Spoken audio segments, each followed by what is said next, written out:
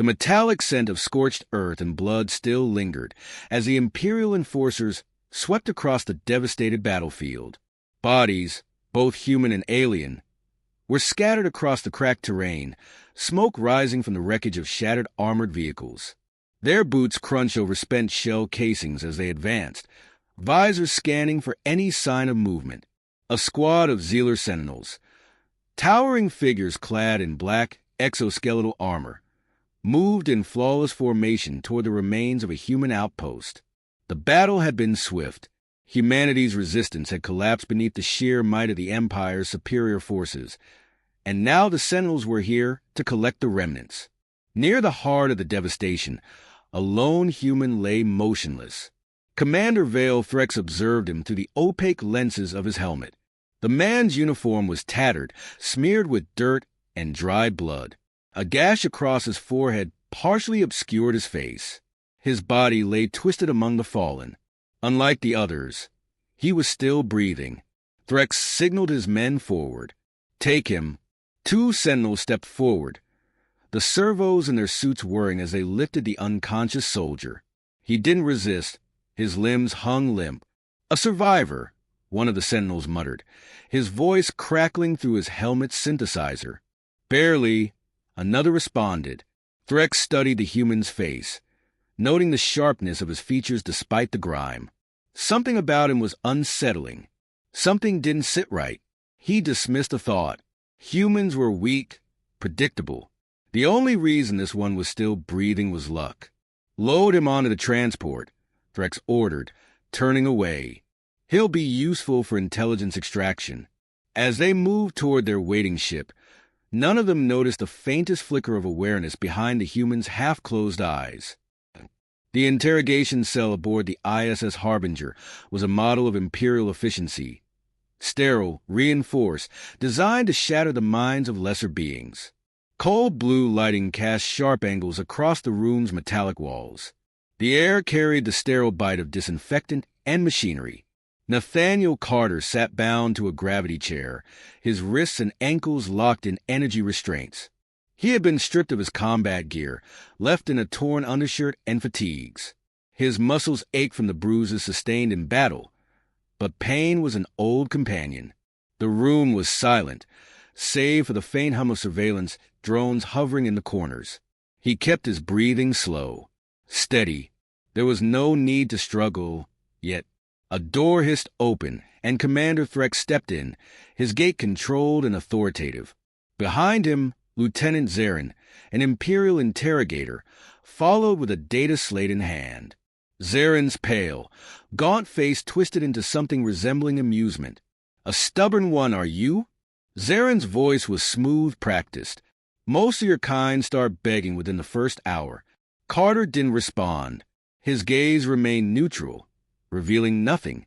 Threx studied him in silence before stepping closer. Name, rank, unit designation. Again, Carter said nothing. Threx's fingers twitched slightly, but he concealed his irritation. Instead, he leaned down, his voice dropping to a calculated whisper. "You were left behind, human. Your people are gone. Your only hope is cooperation." Carter finally lifted his head, meeting Threx's gaze. His expression remained unreadable, but there was something in his eyes that unsettled the commander. It wasn't defiance. It wasn't fear. It was calculation. Zarin sighed dramatically and tapped something on his slate. A sudden jolt of energy surged through Carter's restraints, forcing his muscles to seize. A lesser man might have cried out. Carter merely clenched his jaw. Threx observed him carefully. No screams. No flinching. Just endurance. Zarin exhaled in frustration. "They sent me an interesting one this time." "Enough," Threx ordered. "He's a soldier, not an officer. He'll break." He turned away, making his way toward the exit. Before stepping out, he issued one last command. "Keep him awake. I want him softened before the next session." The door sealed shut, leaving Carter alone with the ever-watchful drones. 2 cycles passed, and Carter remained silent. Zarin had resorted to standard procedures. deprivation, psychological manipulation, controlled doses of pain. None of it worked. Their mistake, Carter knew, was assuming he was like the others. They thought he was just another infantryman, a disposable pawn of war. What they failed to realize was that he was something else entirely. He hadn't survived this long through brute strength or desperation. He had survived because he was a sniper. And snipers didn't simply endure. They observed. They adapted. They struck with precision. He was already studying the ship's routines, memorizing guard rotations, noting which officers were lax and which were disciplined. Every man had a weakness. Every pattern had a flaw. The only question was when to act. On the third cycle, a careless mistake gave him the answer. Sergeant Kaler entered the cell with 2 guards. Unlike Threx, Kaler didn't mask his disdain for humans.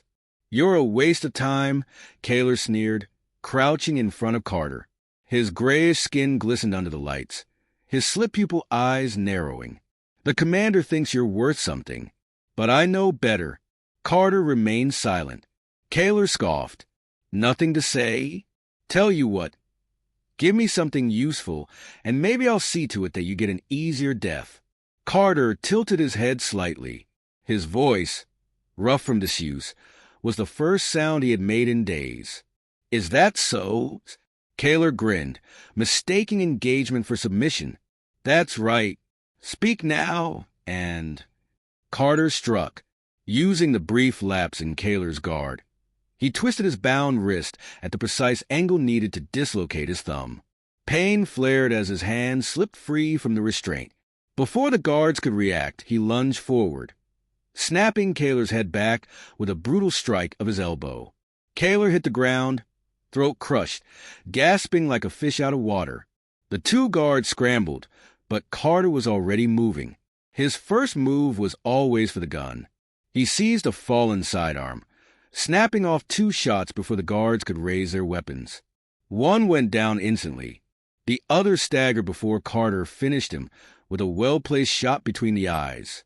Silence followed. Carter knelt, prying a small security access key from Kaler's belt. He wiped his bloodied hand against his fatigues, flexing his thumb back into place with a sickening pop. The door was still locked. Alarms not yet triggered. He had seconds before another guard passed through the outer corridor. Carter exhaled, allowing himself a brief moment of stillness. His expression didn't change. This was the moment he had been waiting for. Now, it was time to hunt. Carter's voice was steady. "Survivor the Harbinger, requesting extraction. Coordinates." A long pause. Then, "Coordinates sent. You have a 10-minute window. Don't be late."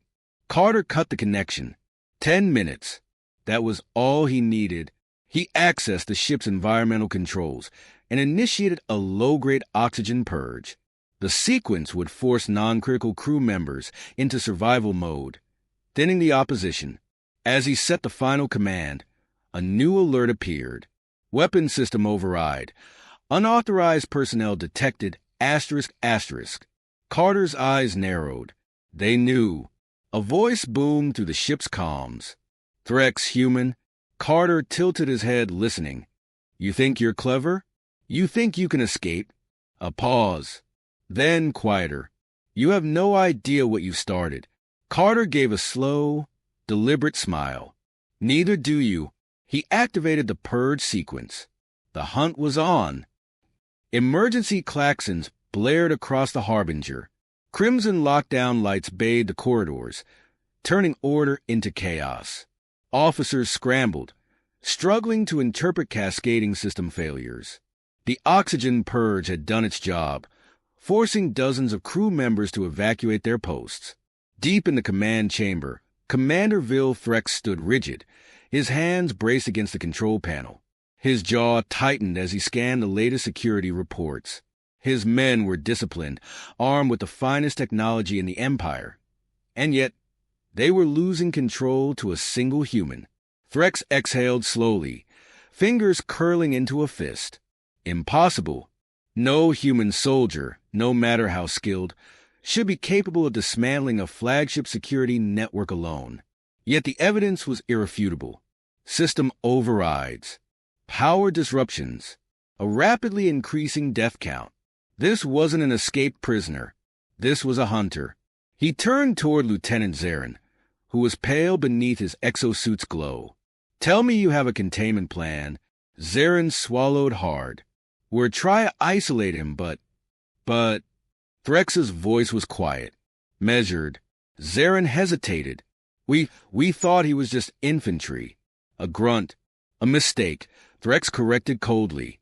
His lips pressed into a thin line. "You didn't capture a grunt. You captured a specialist." Zarin's throat bobbed. Threx straightened. "Deploy internal security drones. Lock down the hangar bay and weapons decks. No one leaves this ship. No one."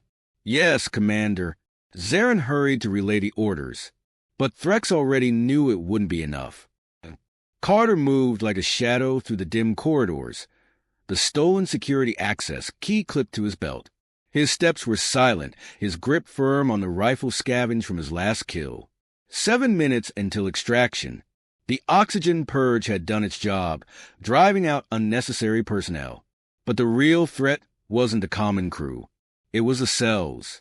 The Empire's elite warriors, enhanced with cybernetic augments, clad in armor that could withstand conventional ballistics. If they found him, a firefight was inevitable, which meant Carter couldn't let them find him. He reached a junction and pressed his back to the wall, controlling his breath. Closing his eyes, he listened. The dull thrum of the ship's engines, the faint hum of security drones. Then footsteps. Heavy, calculated. Carter turned his head slightly, catching movement in the reflection of a polished console screen. 2 sentinels. They spoke through their armor's comms, but Carter didn't need to hear them. He knew what they were saying. They were hunting him. His gaze flicked upward. Ventilation duct. Tight fit. Manageable. He moved fast, slinging his rifle behind him and leaping for the narrow opening. His fingers caught the edge, muscles straining as he pulled himself up. Boots hit the floor beneath him. The sentinels rounded the corner. One scanned the corridor with his visor, pausing mere feet from where Carter had stood. Sector clear. Carter didn't breathe until they moved on. Then, without hesitation, he resumed his crawl. On the bridge, Threx watched the security feeds, his fury barely restrained. The human was outmaneuvering them at every turn. Then an alert. The hangar bay. Threx's fingers tightened on the console. All units, redeployed to the hangar. Now. Carter reached the hangar as alarms blared again. He sprinted across the catwalk, weaving between cargo crates. If he didn't secure the landing zone, the mission was over. A red laser sight flickered across the floor. Sniper. Carter dove behind, cover an instant before the shot rang out. Metal sparks exploded where his head had been. He rolled, bringing his own rifle to bear. Through the scope, he saw the shooter, a Zealer sniper perched on a high platform, lining up another shot. Carter exhaled slowly. Wind speed, negligible. Distance, 237 meters. Weak point, visor left panel. He squeezed the trigger. The enemy's helmet shattered. The body slumped against the railing, tumbling into the abyss. The next wave arrived. Sentinels poured into the hangar, plasma rifles hot. Carter wove through the chaos, returning fire only when necessary. One enemy came too close. He pivoted, smashing the butt of his rifle into the sentinel's helmet. Cracked visor. Staggered opponent. One clean shot to the throat. A rumble shook the hangar. The resistance ship was inbound. A voice crackled in his stolen comm. "Doors won't hold. Get aboard now." Carter sprinted. A final sentinel blocked his path, weapon raised. Too slow. Carter fired once, dead center. The soldier collapsed. With one last push, he vaulted onto the loading ramp just as the ship's thrusters engaged. As the doors sealed, Carter caught a final glimpse of Threx standing at the far end of the hangar. Silent, watching, a predator denied its kill. Carter stared back, rifle still in hand. This wasn't over. The ship's engines roared. The Harbinger was behind them. But war? War was just beginning.